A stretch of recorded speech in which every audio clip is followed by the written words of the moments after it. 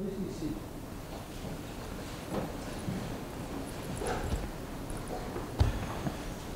Congratulations on being here on the final day of the National Finals.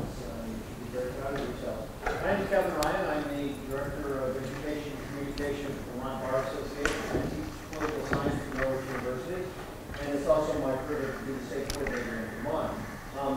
And finally, it's my privilege to be with this wonderful group of judges who've been having great conversations all day with the students, and they're looking forward to having one with you. I'll let them introduce themselves, and we'll go to good luck. Good afternoon. So happy to be here to share with you your response to Unit 3's question, right? Unit 2. Unit 2. All right, you passed your first test today. We're not on Unit 3, we're on Unit 2. You're really flying already. We'd like to introduce ourselves and have you introduce yourselves, okay? And then I'll give you the surprise question that you don't know anything about. My name is Madeline Dunn, and I'm a historian with Delaware's Division of Historical and Cultural Affairs, and it's a privilege to be here with you. Yeah, you already get points because he pulled that with another group, and they just nodded and say, "Okay, Unit 3, sure." But you're too sharp. My name's Andy Levy. I'm a trial lawyer from Baltimore, Maryland, and I also teach at the University of Maryland School of Law. I'm John Kaminsky, Director of the Center for the Study of the American Constitution at the University of Wisconsin in Madison. Please introduce yourselves. I'm Megan Quigley. My name's Annette Ferrer. And I'm Sophia Suarez, and that's our teacher, Miss Rosie Heffernan. Hello. Hi, Rosie. Okay, question number 2. Although posterity has tended to emphasize the work of the Constitution's framers in the Federal Convention of 1787, the ratification of the United States Constitution in 1787-1788 was a landmark in the history of government. What evidence can you offer to support or dispute this claim? In what ways, if any, was the plan for ratification an example of social contract theory? And finally, what precedents were established by the ratification process, and why have they continued to be important? Go ahead. All power is originally vested in and consequently derived from the people. The words of James Madison initiated a landmark in government because he created a political psyche that challenged tradition. Breaking away from the custom of British monarchs and parliamentary supremacy, where passive citizenship was the norm, and local legislative supremacy under the Articles of Confederation, where state officials had ultimate authority, Madison entrusted the people to inspect and to approve his blueprint of government. Few state constitutions were ratified by the people, and never before had any nation granted its citizenry the authority as co-signatories in the actual formation of government. With the goal of popular approbation in mind, the framers created a constitution that limited the government, secured the safety of the people, and protected their fundamental liberties. As a result, they were elevated to national demigods, but not because they created a nation that would be governed by the most enlightened, but because they created a people that would become enlightened in order to preserve their new nation.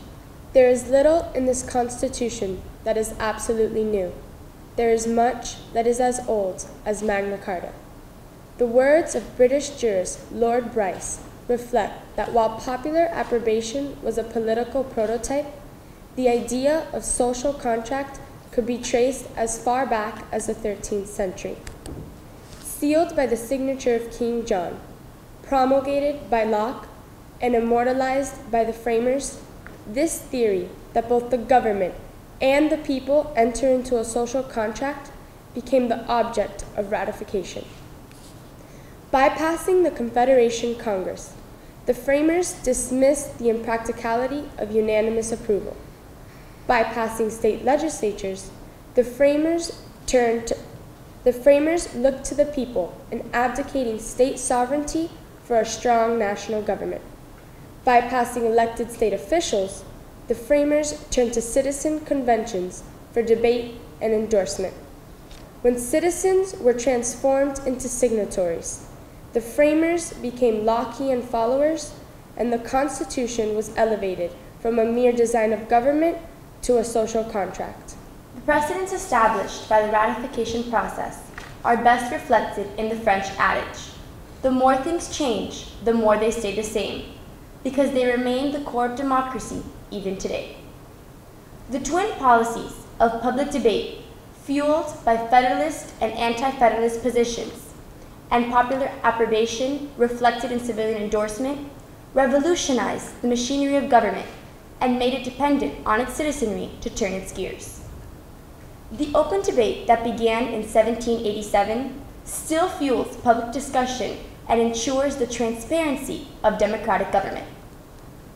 The desire for national endorsement for the Constitution continues to legitimize democracy through popular referenda and elections, where public policy and public officials are created, elected, and serve at the pleasure of the citizen. The Philadelphia Convention produced both parchment and precedents, not only through the organization of government, but through their elevation of the people. The satirist Jonathan Swift captured the importance of both when he stated, "All government without consent of the governed is the very definition of slavery."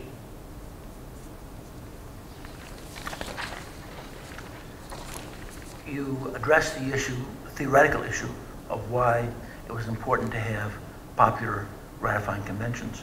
What about some practical political issues? Why it was better to go with conventions rather than legislatures? The most significant practical aspect of the citizen ratifying conventions was that under the Articles of Confederation, sovereignty lied within the states. So the framers envisioned that if this constitution was presented to the state legislatures and then in turn had to be ratified by them, it would not be feasible because they would never be okay with giving up power through the federalism concept that was established within our Constitution. This is why under Article 7, the framers chose to have ratification be with 9 out of 13 states instead of unanimous approval, which was required for an amendment under the Articles of Confederation, which was evidence that that would not be achieved when Rhode Island did not send delegates to the Philadelphia Convention and New York left early. Okay. Why do you think that the framers sent the Constitution to the states with neither an endorsement or a condemnation? Do you think this was a wise decision? Why? Why not?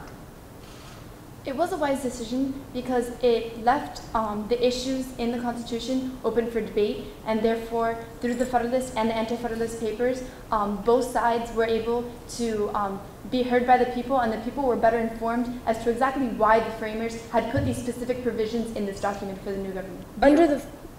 Under the Federalist and Anti-Federalist papers, the framers used pseudonyms when they signed the Federalist and Anti-Federalist paper so that their name recognition was not tied to the platforms they were presenting, and the people endorsed those provisions because they truly believed in those provisions. I'd like to ask you about the campaign in the popular press for and against ratification, which, as I'm sure you know, was done principally under pseudonyms. Today, newspapers would not publish letters to the editor that were used pseudonyms. Yet at that time, it was acceptable. First of all, why the use of pseudonyms? That's number one. And number two, does it bother you at all? The use of pseudonyms reflects the framers' hopes that the Constitution would really be ratified by through the real feelings and legitimacy deriving from the people, and not because the people were simply consenting to the thoughts of delegates that they recognized within their communities and saw as very intellectual figureheads of government. The framers at the Constitution were very well known. They were leaders in politics in the several colonies, and also they wanted to make sure that the people were not blindly consenting to this document, that they had absolutely no idea what was in it. Those people in the states that, like James Madison or like Alexander Hamilton, would be more inclined to approve this new document because they were in support of it.